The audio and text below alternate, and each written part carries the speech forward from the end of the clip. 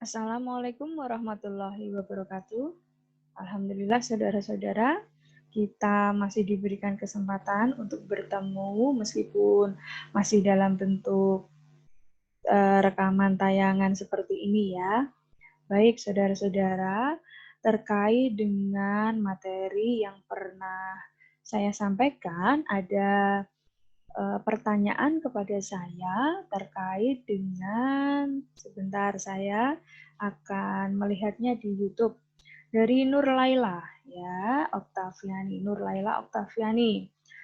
Bu, saya ingin izin bertanya, apa perbedaan antara menyimak sekunder dengan menyimak estetis jika sama-sama menyimak secara kebetulan? Saudara-saudara, seperti ini. Saya analogikan secara sederhana supaya saudara dapat memahami dengan mudah ya. Yang pertama ketika saudara berpacaran, kemudian datang katakanlah seorang pelakor gitu ya. Nah, maka bisa diibaratkan bahwa menyimak sekunder itu adalah pelakor. Gitu. Nah, secara akademisnya begini. Ketika kita memiliki simakan utama, kemudian ternyata secara kebetulan ada sesuatu ya, dan kita juga menyimaknya. Gitu. Inilah yang dikatakan dengan menyimak sekunder.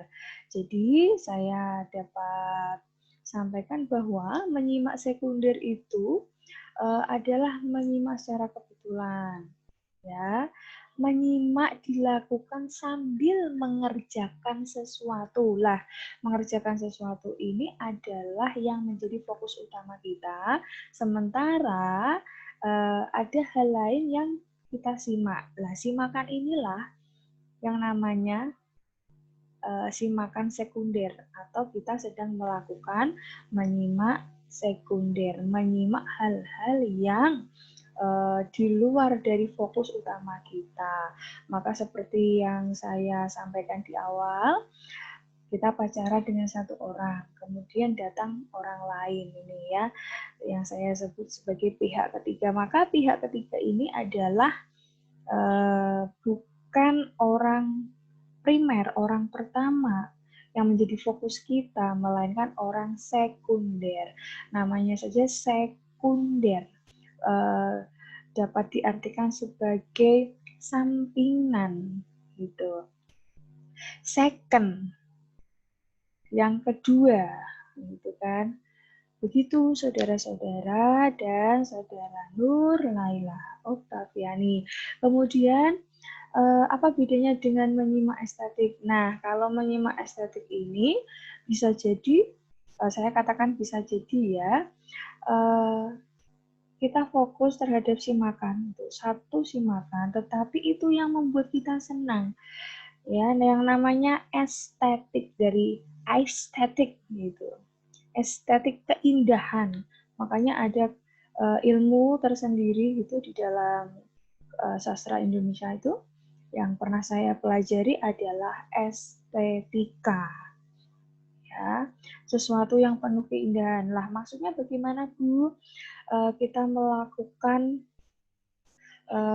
aktivitas menyimak estetik ini. Nah, jadi ketika Anda terpaku menikmati suatu pertunjukan, ya, baik itu melalui radio, kemudian televisi, televisi, bahkan sekarang YouTube gitu ya, Anda sedang menyimak saya dan itu menimbulkan kesenangan bahwa menyimak tuturan saya itu akhirnya menjadi hobi. Kalau tidak menyimak tuturan dari saya barang satu hari atau 1 menit gitu, menjadi ada sesuatu yang kurang, hidup Anda hampa.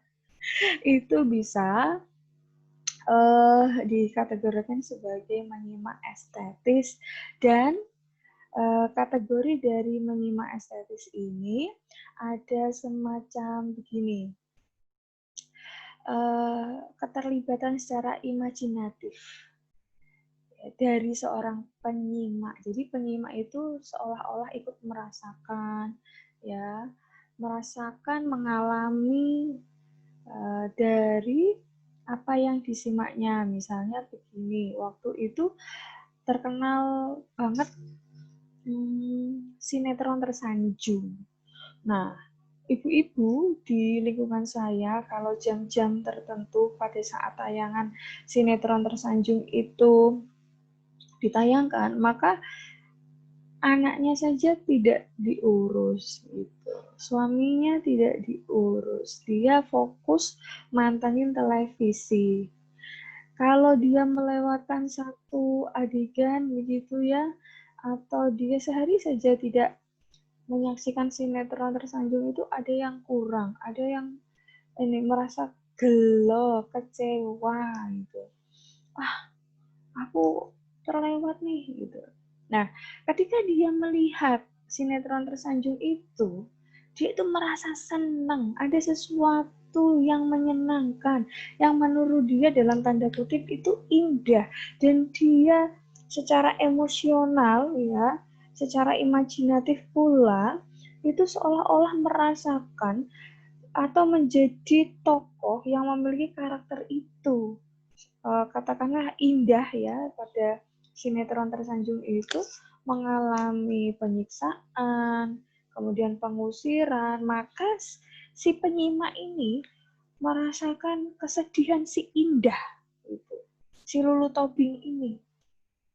Nah, itu secara tidak sadar dia telah melakukan aktivitas menyimak secara estetis. Begitu ya, saudara-saudara. Kemudian ini adalah pertemuan selain saya ingin memberikan respon dan mengapresiasi atas pertanyaan saudara siapa ini tadi? Nur Laila Oktaviani gitu ya. Saya juga akan ingin menyampaikan bahwa dengan saudara menyimak begitu akan banyak sekali tambahan pengetahuan, wawasan, sudut pandang ya. Ini yang paling penting ketika saudara menghadapi suatu permasalahan atau dihadapkan pada suatu problema, entah itu yang saudara alami sendiri ataupun orang lain alami, saudara itu memiliki solusi dari sekian banyak segi, sekian banyak disiplin ilmu bahkan ya.